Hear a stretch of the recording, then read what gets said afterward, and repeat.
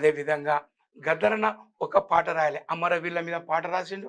ఓ రైతు సమస్య ఉన్నది. దేశంలో రైతులు ఆకలితో అల్లాడుతున్నారు అన్నప్పుడు, గిట్టుబాటు ధర లేనప్పుడు, ధర్నాలు జరిగినప్పుడు పేపర్ స్టేట్మెంట్ చదివేది. అప్పుడు ఈ టీవీలు గిట్ల లేవు.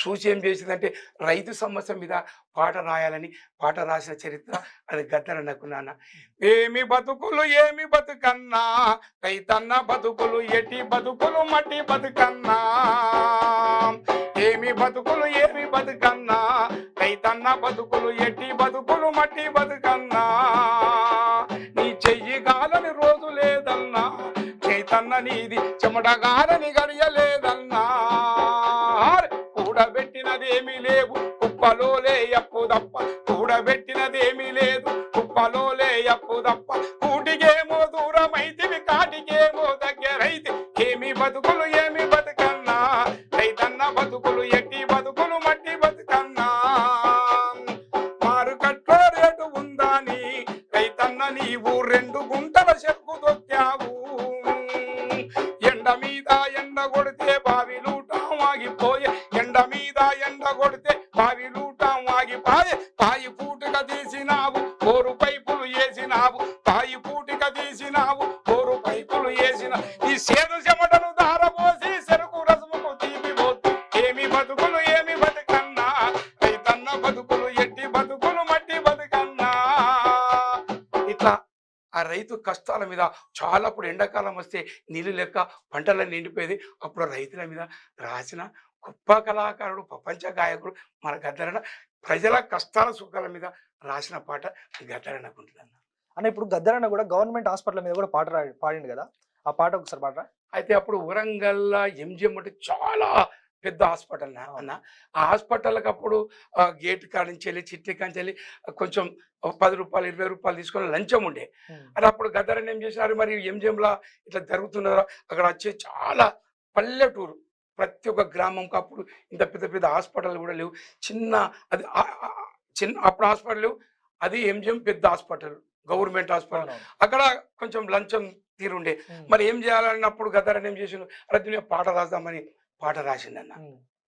ఆ పాట రాన్ర కొడుకో ఈ సర్కారు దవకానకు, రాన్ర కొడుకో ఈ సర్కారు దవకానకు, శాస్తే సాబు చెయ్యి మనుంటే గంజి పోయి, రాన్ర కొడుకో ఈ సర్కారు దవకాన, రాన్ర కొడుకో ఈ సర్దారు దవకానకు.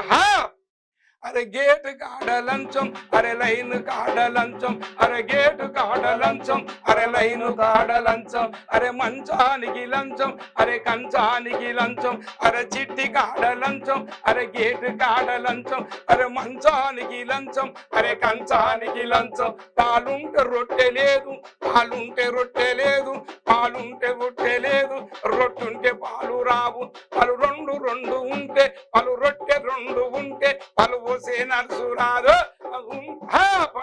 పలు 2 ఉంటే పలు రొట్టె 2 ఉంటే పలు పోసే నర్సు రాదు, సూదుంటే మందు లేదు మందుంటే సూది రాదు, సూదుంటే మందు లేదు మందుంటే సూది రాదు, సుది 2 మందు ఉంటే సుది గుచ్చేటోడు లేడు, సుది 2 మందు ఉంటే సుది గుచ్చేటోడు లేడు, అరే సుతాగోలి రంగు నీళ్ళు రంగరిచ్చి గుచ్చుతుండ్రు, తాండ్ర కొడుకో ఈ సర్కారు దవకానకు, రాన్ర కొడుకో ఈ సర్కారు దవకాన, సస్తే సాగు చెయ్యి మనుండే గంజి పోయి, రాన్ర కొడుకో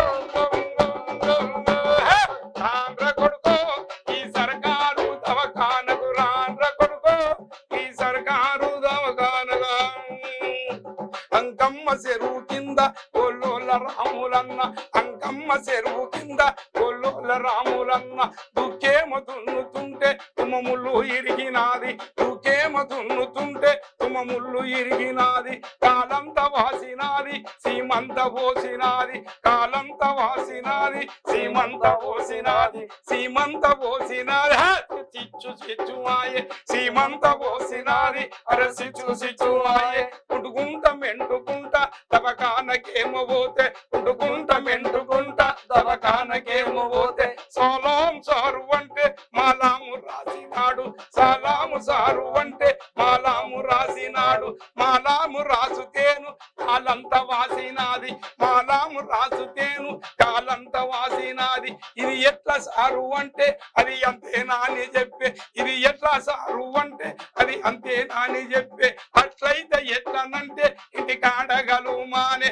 అట్లయితే ఎట్లనంటే ఇంటి కాడగలు మానే, చేతీల తీసి పెడితే ప్రాణానికి ప్రాణమానే, చేతీల తీసి పెడితే ప్రాణానికి ప్రాణమానే, ప్రాణానికి ప్రాణమానే, బతుకు భరోసానే. హా ఏరు తీసేస్తానని కాలు నరక జంకిందు రాండ్ర కొడుకో ఈ సర్కారు దవాఖానకు రాండ్రా కొడుకో, ఈ సర్కారు దవాఖాన.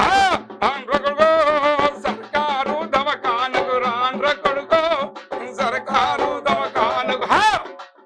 సస్తే సాబు చెయ్యి మనుంటే గంజిపోయి రాండ్ర కొడుకో ఈ సర్కారు దవాఖానకు రాండ్ర కొడుకో. ఈ సర్కారు దవాఖానకు. ఇట్లా ఎంజింలా పరిస్థితులు వచ్చినాయి.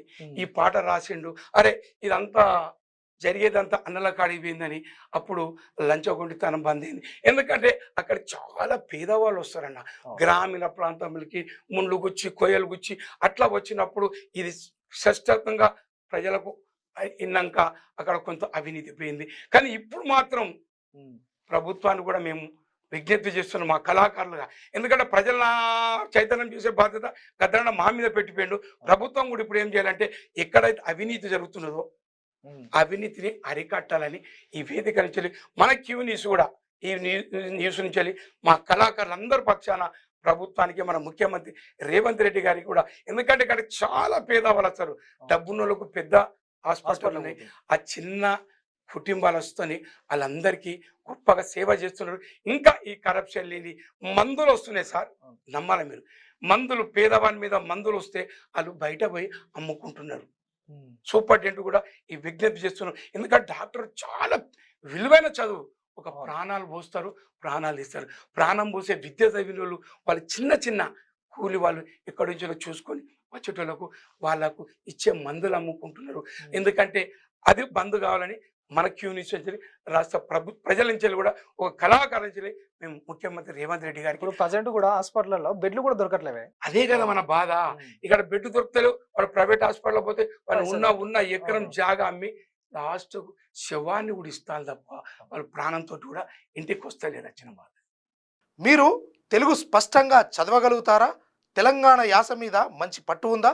అయితే మీకోసం క్యూ న్యూస్ ఒక మంచి అవకాశం కల్పిస్తుంది. ఇది ప్రత్యేకంగా విద్యార్థులు, గృహిణులు, వయసుతో సంబంధం లేకుండా ఎవరైనా సరే మీరు ఇంటి దగ్గర నుంచే పని చేసుకోవచ్చు. మీ వాయిస్తోనే ఇంట్లో ఉంటూనే మంచి ఆదాయం సంపాదించుకోవచ్చు. ఇంకెందుకు ఆలస్యం? వర్క్ ఫ్రమ్ హోమ్ కి ఇప్పుడే సంప్రదించండి.